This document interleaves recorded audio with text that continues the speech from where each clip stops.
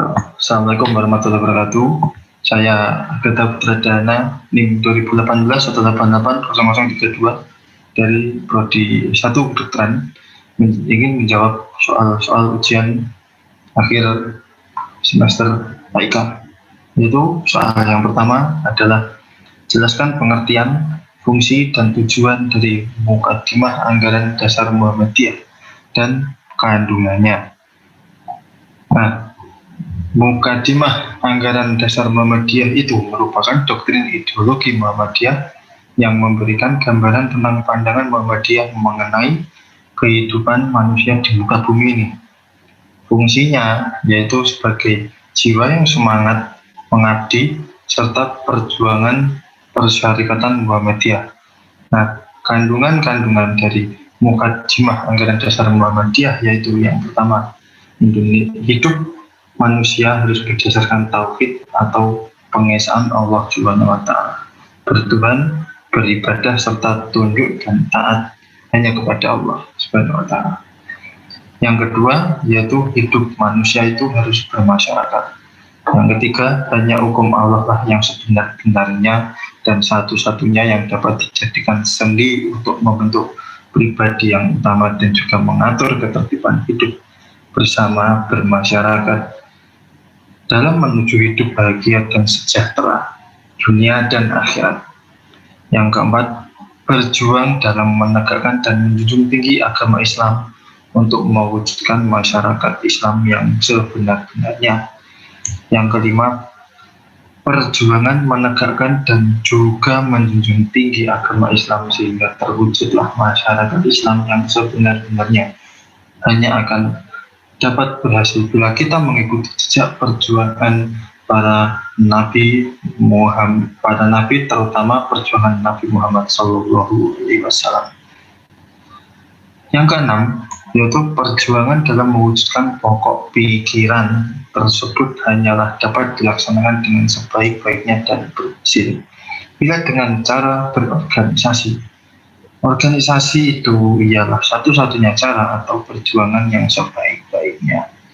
Dan yang ketujuh, yaitu pokok pikiran atau prinsip pendirian seperti yang diuraikan dan juga diterangkan di muka itu tadi ialah yang dapat untuk melaksanakan ideologinya, terutama mencapai tujuan yang menjadi cita-citanya ialah terwujudnya masyarakat adil dan makmur lahir batin yang diridhoi Allah Subhanahu wa Ta'ala.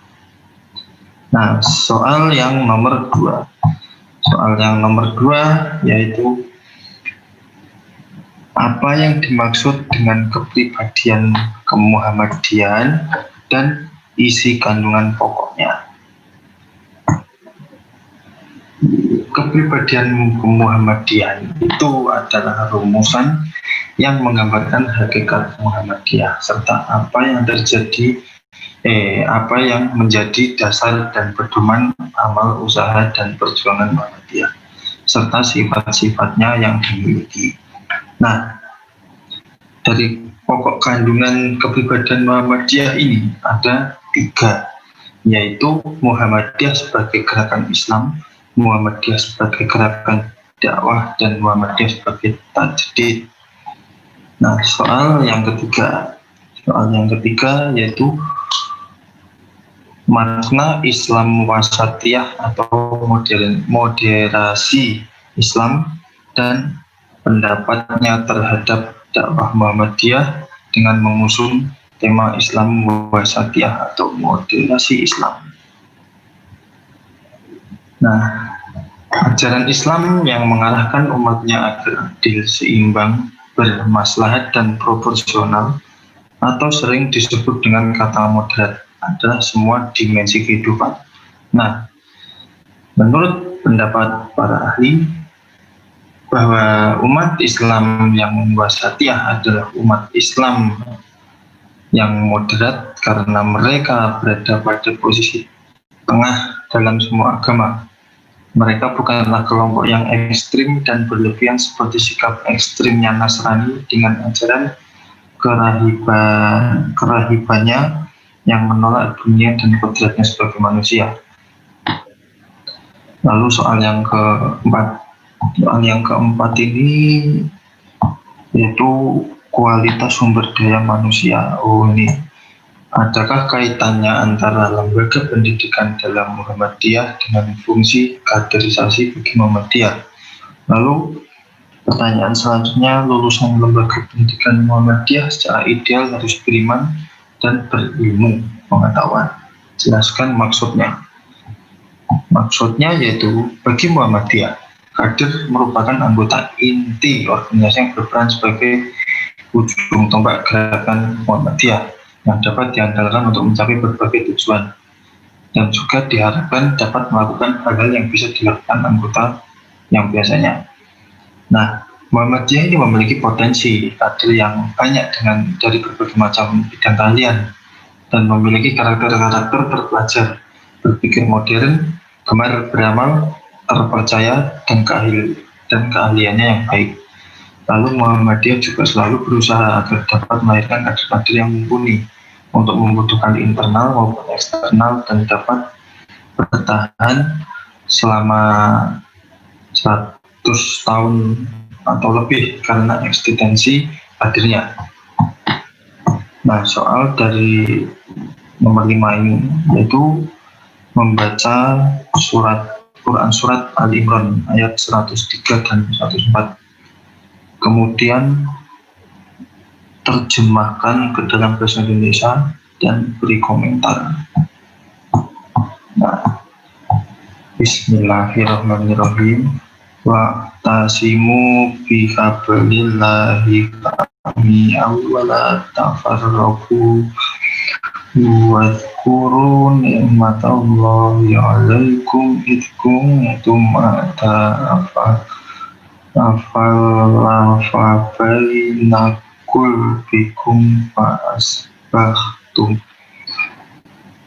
bini'matiha ikhwana wa kuntum ala syafa hufratin minan nari fa'anqadhakum minha kadzalika yubayyinullahu lakum ayatihi la'allakum tahtadun. Yang artinya, dan berpegang teguhlah kamu semua pada tali agama Allah, dan janganlah kamu bercerai-berai, dan ingatlah nikmat Allah kepadamu ketika kamu dahulu bermusuhan. Lalu Allah mempersatukan hatimu sehingga dengan karunia-Nya kamu menjadi saudara. Sedangkan ketika itu kamu berada di tepi jurang neraka, lalu Allah menyelamatkan kamu dari sana. Demikianlah Allah menerangkan ayat-ayatnya kepadamu agar kamu mendapat petunjuk. Dan ayat 104 berbunyi, Bismillahirrahmanirrahim. Hum wa ulaik al-munkaran wa yanhauna bil ma'rufi wa ya'muruna khairi ilayyatumun al-khairi ilayyatuna ummatun minkum wa takun al-muflihun.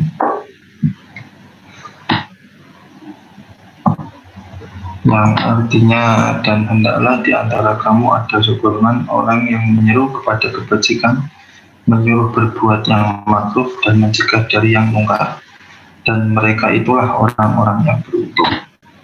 Sekian dari saya,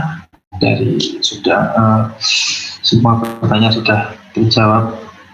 Terima kasih. Wassalamualaikum warahmatullahi wabarakatuh.